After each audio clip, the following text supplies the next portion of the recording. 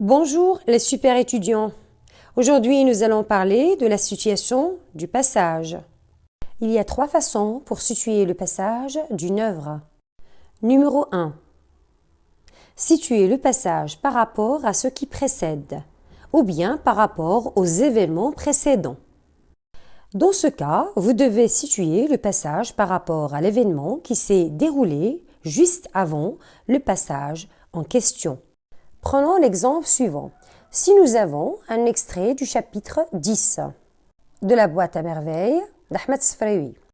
Le chapitre 10 évoque la faillite du père de Sidi Mohamed qui décide de quitter Fès pour aller travailler dans les environs, alors que l'événement précédent, c'est la perte du capital de Ma'allem Abdeslam.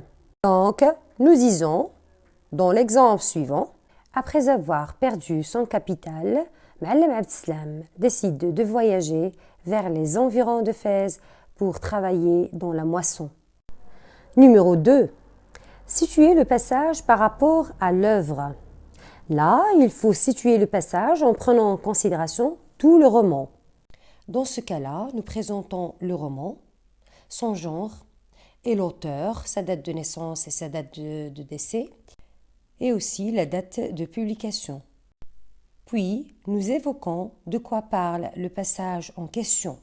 Nous pouvons dire, par exemple, ce passage est extrait de La boîte à merveilles, un roman autobiographique de l'écrivain maghrébin Ahmed Sfraoui.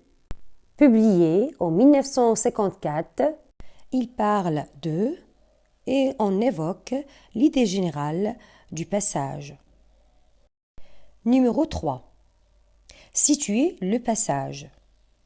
Dans ce cas, vous devez situer le passage par rapport à l'œuvre et à l'événement qu'il précède, c'est-à-dire nous devons réunir les 2 cas précédents.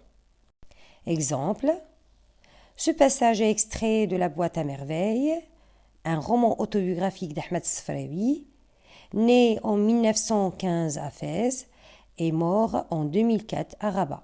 Il vient juste après, on cite l'événement précédent.